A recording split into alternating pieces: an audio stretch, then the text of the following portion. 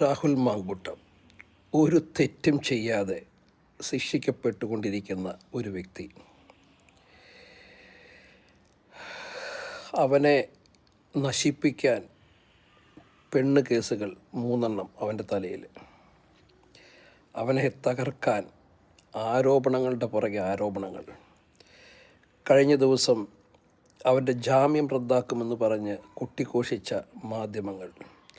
അവൻ്റെ ജാമ്യം റദ്ദാക്കാതെ കോടതി ജാമ്യം നിലനിർത്തി കൊടുത്തത് പത്രവാർത്ത കൊടുത്തില്ല. ഇത്രയും ഇരട്ടത്താപ്പോടുകൂടി കേരളത്തിലെ ജനങ്ങളെ പറ്റിക്കുന്ന മാധ്യമങ്ങൾ, കാശ് മേടിച്ച് കൂലിയെഴുത്തെഴുതുകയും കൂലിപ്പണിയെടുക്കുകയും ചെയ്യുന്ന മാധ്യമങ്ങൾ, ഇതിലും ഭേദം ഛർദിൽ വാരി തിന്നുന്നതാണ് നിങ്ങൾക്കൊക്കെ നല്ലത്. ഇനി രാഹുൽ മാങ്കൂട്ടത്തെക്കുറിച്ച് പറയാം.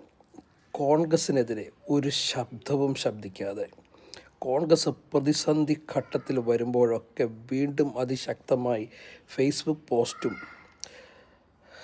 ഉപദേശങ്ങളുമായി, മുതിർന്ന നേതാക്കൾക്ക് അടക്കം ഉപദേശങ്ങളുമായി വരുന്ന ഒരു നേതാവ്.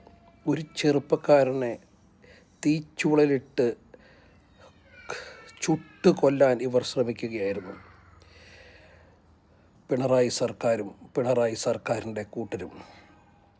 വളരെ ദുഃഖത്തോടു കൂടി പറയട്ടെ, ഇതേ സമ്പത്ത് ഈ മാങ്കൂട്ടത്തിൻ്റെ നാട്ടിൽ നിന്ന് തന്നെ, ചേത്തക്കൽ ഭാഗത്ത് നിന്ന് തന്നെ മറ്റൊരു DYFI പ്രവർത്തകൻ റിയലായിട്ട് ഇങ്ങനെയൊരു പ്രവൃത്തി ചെയ്യുകയും ഒരു കുഞ്ഞ് ആത്മഹത്യ ചെയ്യാൻ ശ്രമിക്കുകയും ചെയ്ത സാഹചര്യത്തിൽ അവനെതിരെ അന്വേഷണമില്ല, മാധ്യമ ചർച്ചയില്ല, മാധ്യമ വിചാരങ്ങളില്ല, മാധ്യമങ്ങൾക്ക് യാതൊരു ചിന്തയില്ല, പെൺപക്ഷമില്ല, ആൺപക്ഷമില്ല, ഒന്നുമില്ല.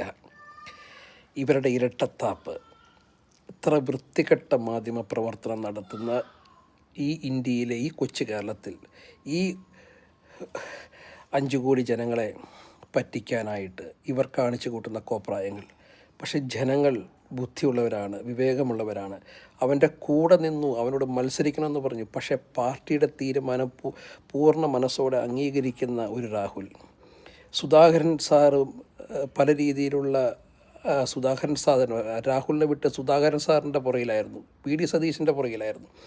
ഇങ്ങനെ പല നിലകളിൽ കോൺഗ്രസ്സിനെ ടാർഗറ്റ് ചെയ്തുകൊണ്ട് എന്ത് ഗുണമാണ്?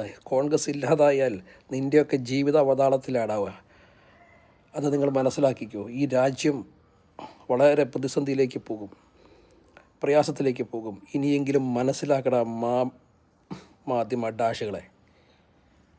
ഇത്രയേ പറയാൻ പറ്റുള്ളൂ.